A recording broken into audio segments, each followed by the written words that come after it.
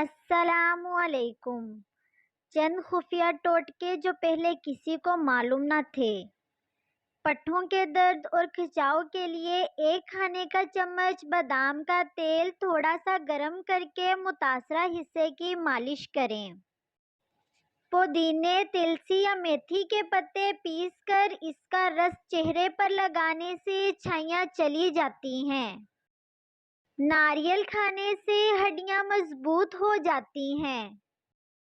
عورت نسوان حسن میں اضافے کے لیے لیموں پانی کا استعمال کریں۔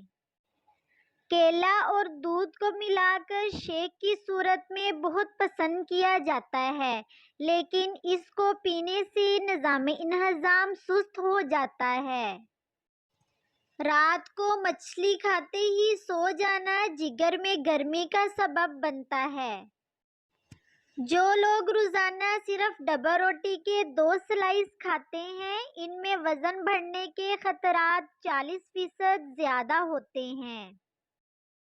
بچوں اور بڑوں کو اگر رات کو کھانسی ہونے لگے تو آنکھ کھل جاتی ہے اور کافی مشکل ہوتی ہے، اور اگر سونے سے پہلے سرہانے کے نیچے پیاز رکھ دی جائے تو کھانسی نہیں ہوگی۔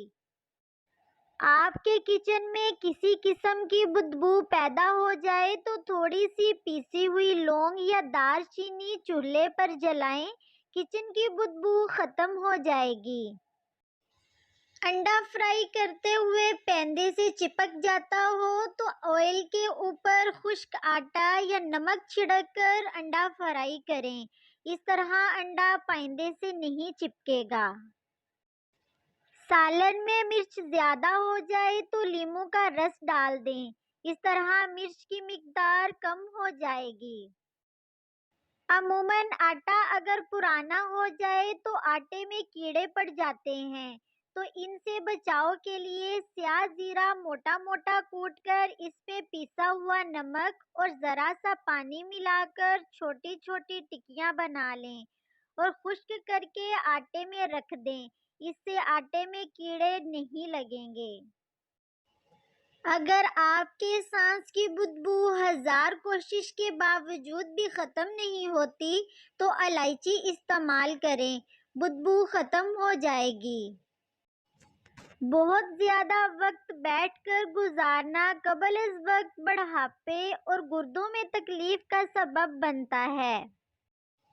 اگر متلی ہونے لگے تو آدھا پیاز کاٹ کر بغل میں دبا دیں، تھوڑی ہی دیر میں طبیعت بحال ہو جائے گی اور متلی کی شکایت دور ہو جائے گی۔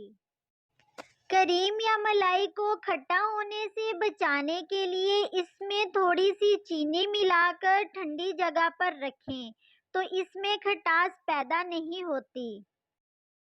جس پانی میں انڈا ابالا جائے، اس پانی کو ٹھنڈا کر کے پودوں میں ڈالا جائے تو پودے تیزی سے بڑھتے ہیں۔ چاولوں کے ڈبے کے پائندے میں نیم کے سوکھے پتے رکھ دیں تو ڈبے میں کیڑے مکوڑے داخل نہیں ہوں گے۔ چقندر کی رنگت اور ذائقہ برقرار رکھنے کے لیے اسے صرف 15 منٹ تک بھاپ میں پکائیں، اور اگر آپ نے ابھی تک ہمارے چینل کو سبسکرائب نہیں کیا تو ہمارے چینل کو سبسکرائب کریں اور ساتھ دیے گئے بیل آئیکن کو ضرور دبائیں۔ Thanks for watching.